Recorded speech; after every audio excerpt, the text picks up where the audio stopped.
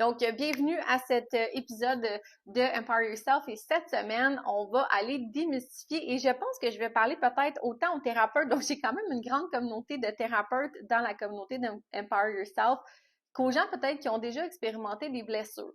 Avez-vous acheté le mythe du 4 suivi? Donc, ce que moi, j'ai réalisé, en fait, à travers ma pratique, donc ça fait depuis 2011 que je pratique la physio, c'est que j'ai eu beaucoup de clients qui ont consulté pendant quelques rendez-vous, donc 3-4 rendez-vous, puis après, c'était comme « Ah, ben ça va bien, je me sens pas le besoin de continuer, en fait, mes suivis. » Et je trouvais le phénomène intéressant parce que pour moi, j'ai vécu à travers plusieurs blessures, à travers mon background de sportive, à travers lequel je me suis jamais vraiment rendu compte que j'ai fait 3-4 suivis, puis c'était correct, là, j'étais capable de faire mes choses. À l'aube de mes 40 ans, j'ai réalisé en fait que j'avais beaucoup de blessures qui étaient des blessures en fait de compensation. Donc, ce qui est important de comprendre c'est ce qu'on va regarder aujourd'hui, puis je vais vous sortir des statistiques assez intéressantes, je trouve, par rapport à le nombre de suivis qui est requis ou utilisé par les gens avec leurs professionnels de la santé. Donc, j'ai réalisé en fait qu'il y avait beaucoup de blessures à l'âge adulte que j'adressais, qui étaient en fait des compensations de mes blessures de jeune adulte. Et c'est là où ça devient vraiment intéressant et c'est une des raisons pour lesquelles j'ai choisi de bâtir entre autres Rebuild, c'est de nous permettre de pouvoir revenir à l'essentiel de notre mouvement. Parce que ce qu'on va faire lorsque les gens viennent consulter, lorsqu'ils sont blessés, inévitablement en physio, hein, donc notre rôle, mon rôle en ce moment que les gens viennent me voir lorsqu'ils sont blessés, c'est d'évaluer est-ce qu'il y a des causes mécaniques. Donc, est-ce qu'au niveau des articulations, il y a quelque chose qui a fait en sorte que la personne s'est blessée. Donc, si on prend exemple une tendinite au niveau du tendon d'Achille ou une tendinopathie, donc quelque chose qui est là depuis un petit peu plus longtemps, est-ce que mécaniquement, exemple, au niveau de la cheville, il y a des raideurs qui se sont installées qui fait en sorte que ça a surchargé le tendon? Donc, on va regarder au niveau de la mécanique. Est-ce qu'il y a des composantes au niveau des tissus? Donc, est-ce qu'il y a de la tension, exemple, au niveau du mollet? Est-ce qu'il y a de la tension dans la chaîne postérieure, donc le fascia plantaire, les ischio-jambiers? Est-ce qu'il y a de la tension au niveau des fessiers, les érecteurs du rachis même? Donc, les muscles au niveau de la colonne peuvent avoir un impact sur un mollet et un tendon. Et est-ce que justement, c'est quoi la fonction, donc la capacité du pied à pouvoir absorber et reprendre en fait sa propulsion? Et ce qui va arriver la grande majorité du temps avec la grande majorité de la population, et je me suis dit, c'est là où je me suis dit, peut-être que ça sera pas super populaire comme épisode parce qu'il y a un peu comme un wake-up call là-dedans de se dire comme, écoutez, ça n'a pas de sens, OK? Ça n'a pas de sens de penser que à 3-4 rendez-vous, on peut réintégrer une biomécanique, donc que les articulations se déplacent d'une façon qui est optimale pour leur santé, donc limiter nos risques d'ostéoarthrite, entre autres, pas ostéoporose, de notre risque d'arthrose, je vais l'avoir, notre risque d'arthrose. Donc, ça fait pas de sens de penser que biomécaniquement, on peut avoir un aliment qui est optimal, que nos muscles vont être capables de se réactiver dans un aliment qui est optimal pour notre santé musculaire, même chose pour nos fascias, et qu'on va être capable de venir charger, parce que c'est ce qu'on va voir beaucoup. Moi, je vais voir qu'on va être un peu dans le quick fix. Donc, on va aller je vais diminuer ma douleur d'environ 80%. Donc, je vais faire, exemple, mes étirements au besoin, mes automassages. Je vais commencer mon renforcement isométrique au niveau de mon tendon. Si on parle de douleur au niveau du tendon d'Achille. Puis là, ça va être mieux. Fait que je vais continuer, exemple, à courir ou à faire mes activités parce que ça va. Mais finalement, ça va pas tant que ça parce que je me ramasse avec peut-être un oignon ou un hallux valgus dans quelques années, d'avoir finalement une douleur lombaire, mais que les gens assistent pas nécessairement les uns avec les autres. Donc, et je suis pas en train de vous dire de vous faire un abonnement à vos professionnels de la santé, OK? Donc, d'avoir une équipe avec laquelle vous pouvez collaborer pour vos entretiens, OK? Donc, les athlètes vont avoir des entretiens, hein, une équipe santé, donc des gens qui vont s'occuper peut-être de pouvoir bouger leurs articulations d'une façon que eux sont peut-être pas capables, d'aller faire du relâchement musculaire d'une façon que eux sont pas nécessairement capables. Et ce qu'il faut faire attention, en fait, lorsqu'on est plus dépendant de nos professionnels de la santé, c'est que la charge, en fait, de notre bien-être est externe. Et ce n'est pas, on connaît la motivation intrinsèque, la motivation extrinsèque, bien, c'est un peu la même chose. Donc, oui, elle peut être requise, oui, elle est dans le support, oui, elle peut complémenter. Donc, c'est correct de se dire, écoute, je vais me motiver cette semaine à aller bouger ou à faire mes étirements parce que puis je vais m'offrir, je sais pas, un morceau de linge chez Lululemon, une crème glacée, whatever it is, fun for you, qui va pas nécessairement aller travailler à la base ou à l'essence de notre motivation intrinsèque qui est, ben c'est quoi t'as envie, toi, dans la vie? Ben moi, dans la vie, j'ai envie de bouger le plus longtemps possible. Mais qu'est-ce qui est requis à ce moment-là pour atteindre ça? Qu'est-ce qui est requis pour toi pour être capable de pouvoir courir jusqu'à 70 ans, de pouvoir faire du vélo, de pouvoir jouer dans des parcs avec tes petits-enfants? Moi, j'ai ce désir-là, j'ai cette vision-là de me bâtir un corps quand je vois des femmes de 80 ans, 90 ans qui font de la gymnastique. Tu sais, je sais pas ce que la vie réserve. On peut pas savoir ce que la vie réserve. Mais ultimement, il faut faire des actions qui vont de pair ou qui sont alignées avec cette vision-là. Et c'est là où je trouve qu'il y a vraiment un très grand gap. Puis souvent, les professionnels peuvent avoir fait le tour un peu de ce qu'ils pouvaient faire avec vous en 3-4 séances. Donc, parfois, il y a la personne, donc ça se peut que vous ou vos clients, si vous êtes thérapeute, ne voient plus la valeur nécessairement de poursuivre parce qu'ils vont bien. Fait que moi, je le vois souvent avec des genres de petites douleurs au genou. Les gens vont venir 2-3 fois. Mais le genou, c'est une articulation qui va venir compenser la biomécanique du pied, la biomécanique de la hanche. Donc, les gens vont pouvoir, par exemple, repartir à courir ou faire leur entraînement, puis ils sont comme, ben, j'ai plus mal au genou. Ouais, mais est-ce que tu sais comment ton genou, il bouge? Est-ce que tu as reconnecté tes fessiers? Est-ce que tu sais comment entraîner tes quadriceps? Est-ce que tu as reconnecté ta propulsion avec ton pied? Est-ce que la stabilisation dans tes sports est faite? Donc, particulièrement pour les athlètes. Donc, des fois, c'est juste la personne qui ne voit pas le bénéfice de continuer ou de poursuivre. Puis des fois, c'est les thérapeutes qui ont atteint ultimement leurs limites de ce qu'ils peuvent offrir à leurs clients. Et moi, j'ai longtemps fait partie des deux catégories. Donc, je faisais partie de la catégorie, je suis pas quelqu'un qui consulte beaucoup dans la vie, même pour moi, c'est comme, j'en ai déjà parlé avant, mais il y a vraiment comme une ouverture à aller recevoir des autres qui n'est pas nécessairement si facile que ça. Je suis un peu picky sur mes professionnels avec lesquels je vais aller travailler, collaborer. Faut être réaliste, ça demande du temps.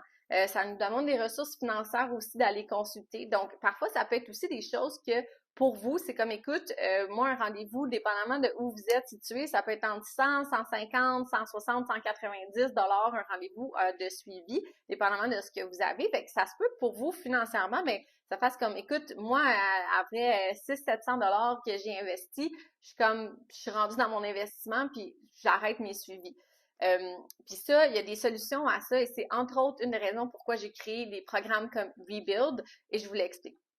Donc, des fois, c'est la limite du thérapeute. Et j'ai longtemps été là aussi où j'avais appris, en fait, en physio, à donner les typiques 3-4 exercices à faire. La personne revenait la journée, la semaine suivante ou dans 2 semaines, puis on réajustait, mais c'était toujours un peu genre, tu sais, comme des petits conseils donnés sur le bout de la table. Ben, fais ces 3-4 exercices-là, puis fais ces 3-4 exercices-là. Puis qu'est-ce qui se passe ultimement dans ce temps-là? Est-ce que vous aimez ça? Faire des exercices de réhabilitation?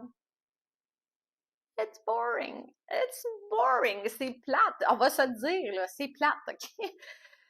J'ai appris à les aimer, ces mouvements-là, parce que, ultimement, ils ont été intégrés dans un entraînement.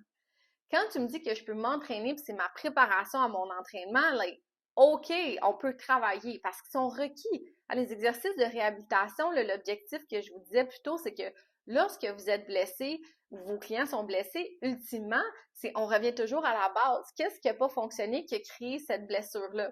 Et même, j'ai eu un client dernièrement qui a fait une chute. Fait que, tu sais, puis habituellement, je disais tout le temps, ben à part si c'est une chute, ben, à part si c'est une chute, tu sais, il y a souvent des causes sous-jacentes à ça qui ont créé la blessure. Et c'était super intéressant parce que cette chute-là, en fait, elle s'est passée en glissant sur quelque chose en glissant sur quelque chose, puis il y a eu une entorse, déchirure au niveau du ligament, tout ça. Et en fait, lorsqu'on faisait l'historique, ben c'était le côté qui avait eu mal au dos, c'était le côté qui était moins stable, c'était le côté qui... Puis moi, je le regardais, puis je suis comme fonctionnellement, clairement, oui, il y avait la blessure, mais tu sais, les adaptations de blessure se font pas en une semaine au niveau du bassin, puis tout ça. Donc, ultimement, est-ce que vraiment, même les accidents, c'est... ou c'est parce qu'il y avait quelque chose, hein, comme cette chute-là, que probablement que la stabilisation au niveau de cette jambe-là était pas nécessairement aussi forte que l'autre. pourra jamais le savoir, on peut pas reculer dans le temps non plus. Mais pour moi, c'est toujours ça. Donc, est-ce qu'on peut, en fait, se permettre d'intégrer dans notre quotidien, dans notre style d'entraînement, dans notre style de mouvement, d'incorporer des mouvements qui vont nous servir de fondamentaux et qu'on détruise un peu cette croyance-là qu'il y a 4-5 rendez-vous, ça suffit, et qu'il n'y a pas un travail de fond à être fait. Et là où je me disais, cet épisode-là ne sera pas populaire, c'est qu'à chaque fois que j'ai cette discussion-là, c'est que je me fais répondre, ouais, mais tu sais, la majorité des gens veulent pas ça. Ouais, mais tu sais, la majorité des gens, c'est pas ça qu'ils veulent. Ils veulent faire leur sport, ils veulent pas faire leur travail de fond. And I'm like, you know what? I get it. I get it, puis c'est vrai d'une certaine façon. C'est vrai que dans notre société, on ne valorise pas on valorise beaucoup la performance, on valorise le haut, on valorise pas quelqu'un qui court en intervalle pendant 3 ans pour être capable de faire son 5 km sans avoir des douleurs à la symphyse pubienne. C'est pas très instagrammable, mais j'ai couru 10, 15, 20 kilos, j'ai fait un ultra trail, j'ai fait whatever it is. Il y a quand même ça qui est valorisé, puis à chaque fois, je me dis quand même si je m'attrape dans mon ego, peut-être en me disant « Oh my God, je voudrais vraiment faire ça, je trouve ça difficile, oh my God, je trouve ça vraiment difficile de pas faire ça. Oh! » Puis à chaque fois, je me dis « Marie-Ève, t'as aucune idée de ce qui se passe dans leur corps. » On n'a aucune idée de ce qui se passe dans les corps des personnes, et ça, c'est vraiment une expérience que l'on choisit avec notre propre corps. Je suis bien consciente que d'aller travailler sur la longévité, puis ultimement, c'est de l'optimisation de la performance, là. Tu sais, quand même, parce que quand on vient fine-tuner, optimiser notre connexion dans notre corps, quand on vient optimiser de bien activer notre musculature, d'avoir des routines de régénération, que ça soit nous-mêmes en tant que movers ou que ça soit avec des athlètes lorsque vous travaillez avec eux, bien, ultimement, ils sont meilleurs dans ce qu'ils font.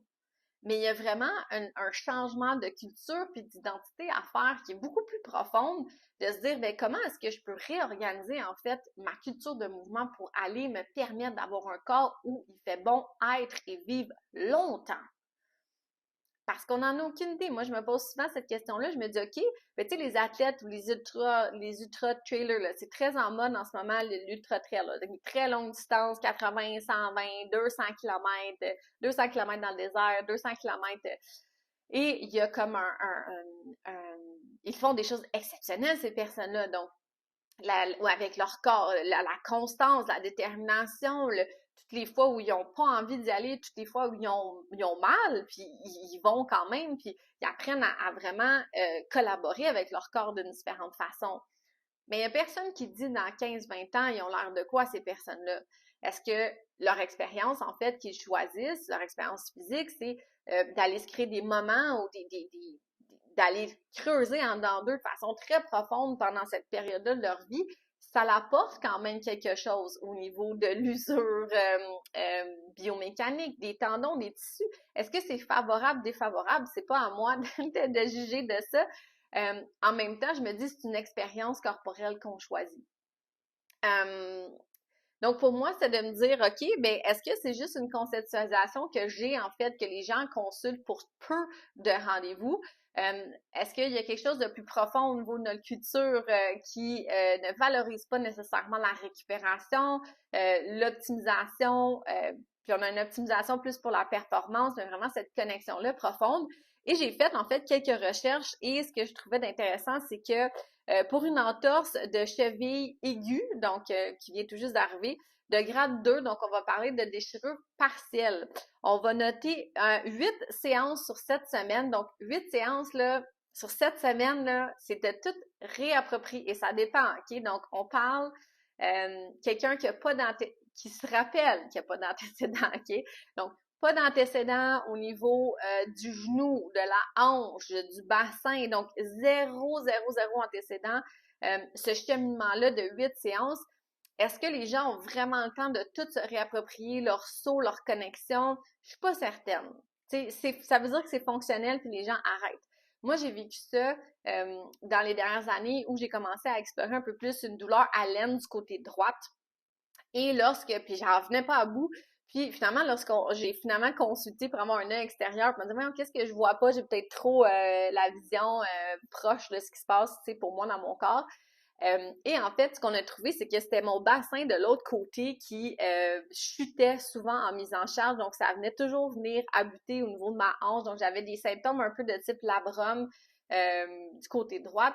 Et lorsque moi, j'ai commencé à faire mon cheminement parce que je me faisais, OK, ta hanche, elle se tient pas bien. Parfait, on va creuser. OK, fessier moyen. Ah, OK, c'est pas juste mon fessier moyen, c'est, oh, toute ma chaîne latérale, mon quadriceps. OK, parfait. Mes fibulaires, le long de mon mollet. OK, parfait. Et, OK, ben finalement, ma cheville, mon pied, finalement, ah, ben oui, c'est mon pied que j'ai un hallux. Ben oui, finalement, c'est mon pied que ma rotule est toute tiltée. Finalement, et finalement, c'est quand m'arrive que tu as une entorse. Hey, j'étais au secondaire. Oh. Donc, ça fait 25, 30 ans que tu cours, sautes là-dessus. Yep. Est-ce que mon pied me dérange? Non. Mon genou, un peu. Mais, hein, je ne consulterai pas pour ça. Est-ce que ma hanche me dérange? Pas en tout. Pas en tout. Il a voulu que je commence à aller creuser avec cet entraînement-là systématique, de venir vraiment comprendre comment faire de l'entraînement, comment venir réactiver la musculature, comment créer de l'espace, que finalement, ben, mes planches latérales sont super faibles. Finalement, tout ce qui va être contrôle de bassin, c'est tout désorganisé. Tout ce qui va être contrôle au niveau du pied, foot tap, endurance au niveau, j'ai pas de problématique de tendon d'Achille. Donc, si je suis quelqu'un qui a pas nécessairement cette conceptualisation-là ou cette ouverture-là dans mon corps, ben je vais aller consulter, puis la personne va me demander, puis il t'est arrivé quelque chose? Ben non, rien de particulier. As-tu mal là? Ben non, pas vraiment. Pas vraiment, pas vraiment. Donc, pour moi, c'est intéressant de se dire, ben il y a des façons quand même, justement, que ça soit via des programmes comme UBuild, que ça soit via peut-être des professionnels qui vont vous outiller à vous éduquer face à votre mouvement, qui vont vous amener en fait aussi à parcourir. Attendez, j'avais d'autres stats, par exemple. Je vais finir avec ces stats-là après. De faire ce chemin-là entre, parce que vous avez peut-être le goût de vous entraîner, puis de courir, faire du renforcement, puis moi, je l'ai fait pendant des années, m'entraîner dans un gym, à faire du renforcement fonctionnel, puis ça allait bien, là, ça allait bien, ça allait bien. Mais finalement, j'avais un peu raide, j'étais raide un peu dans le bas du dos, j'étais ci, j'étais ça, ben finalement, ma fondation était pas assez solide pour faire de l'entraînement, de déplacement, de saut, ben oui, je me sentais forte. Hey, j'étais comme, yeah, du skieur, du rameur, je me sens forte. Tu te sens forte ou tu es en train de cacher que tu es en train de casser de partout?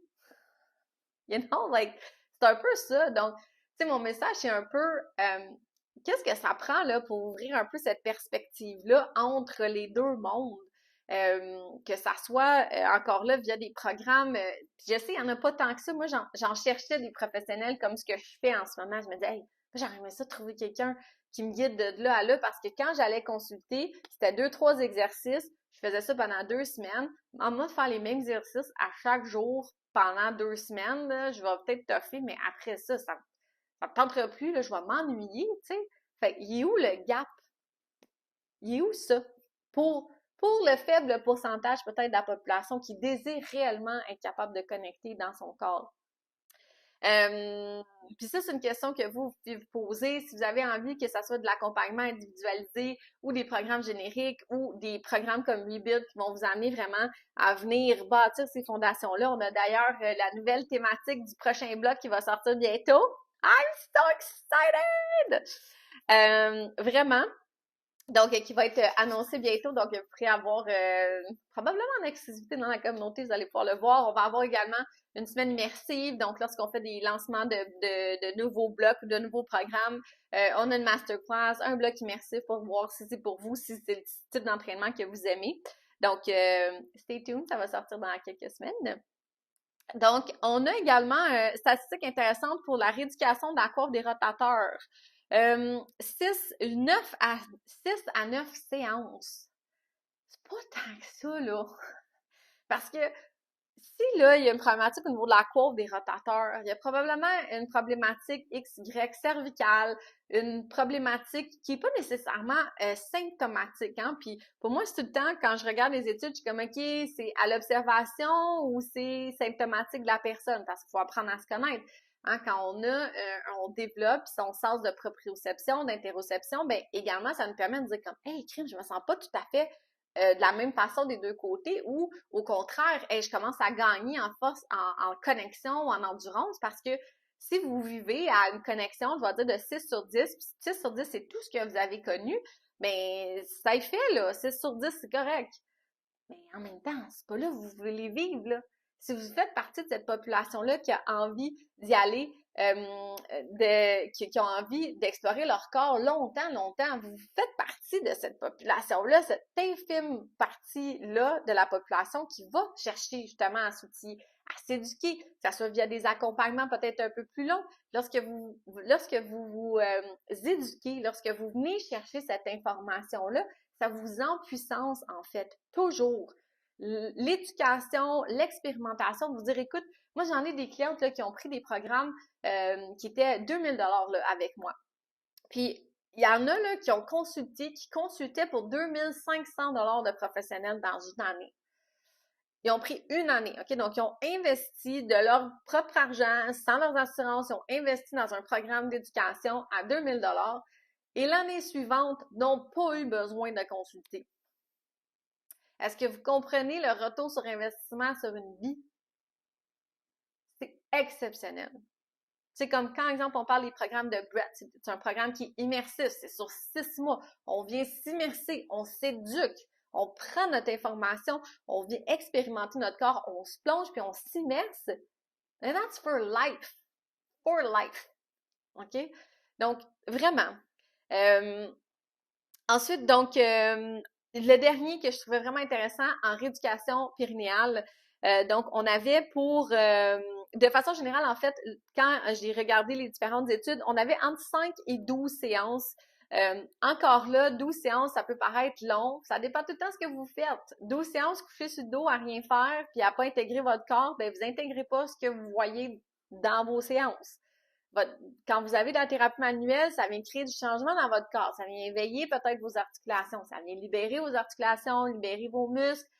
On veut les utiliser. Otherwise, like, what is it for? What is it for? Vous payez pour faire la thérapie manuelle, ben, investissez aussi dans quelqu'un qui va pouvoir vous amener à progresser dans votre mouvement. Donc, on avait également pour la rééducation périnéale, donc 16 semaines, 5 jours semaine.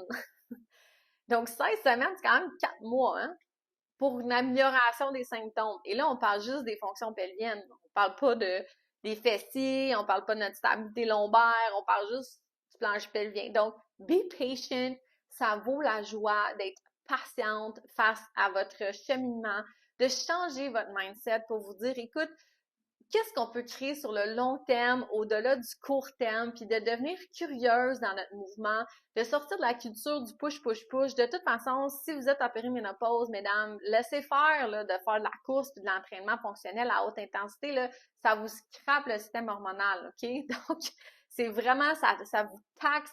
Transférer vers devenir fort, commencer à charger, à lever des poids lourds. Mais pour lever des poids lourds, il faut avoir une fondation solide. C'est ça qu'on a besoin pour lever lourd. C'est ça qu'on a besoin pour se sentir forte. C'est ça qu'on a besoin pour développer puis je dis notre masse musculaire, là, puis on s'entend, vous n'allez pas devenir Hulk, là. Votre masse musculaire comme, hey, je suis capable d'en prendre, puis ma résilience physique, ma résilience émotive va venir aussi avec ça. Et le point, en fait, qui sort dans presque toutes les recherches, c'est que la compliance, donc comment vous aimez votre programme d'exercice à la maison, c'est ça qui va vraiment déterminer la clé de votre succès.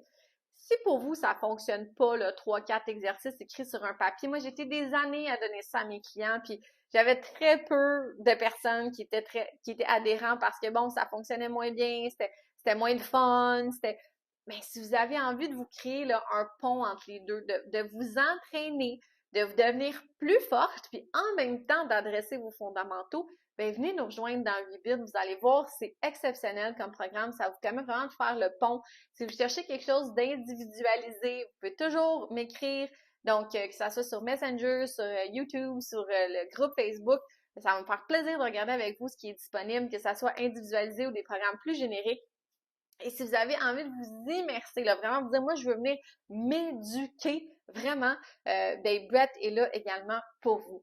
Rappelez-vous également que pour la guérison de vos blessures, avoir une bonne fondation au niveau de votre, que ce soit votre alimentation, votre sommeil, c'est toujours la base de vous sentir bien dans votre cœur, de vous sentir bien avec les gens avec qui vous êtes. C'est toujours la base pour une récupération optimale. Si jamais vous cherchez également des solutions, que ça soit en supplémentation, des choses comme ça, faites toujours écrire, on en a entre autres là, pour vous. Donc, je vous remercie d'avoir été là. Je vous rejoins la semaine prochaine pour le prochain épisode de Empower Yourself. Donc, 20 minutes pour tout savoir sur votre corps et vous en puissancer dans votre santé. Donc, je vais rester pour celles qui sont en direct dans le Zoom. Donc, vous pouvez toujours venir nous rejoindre si vous voulez venir poser des questions. Simplement ouvrir votre caméra, dire bonjour. C'est toujours un plaisir de vous avoir. Pour ceux qui sont dans la communauté, je vais revenir lire vos commentaires. Merci d'avoir été là en direct ou en rediffusion. On se revoit la semaine prochaine.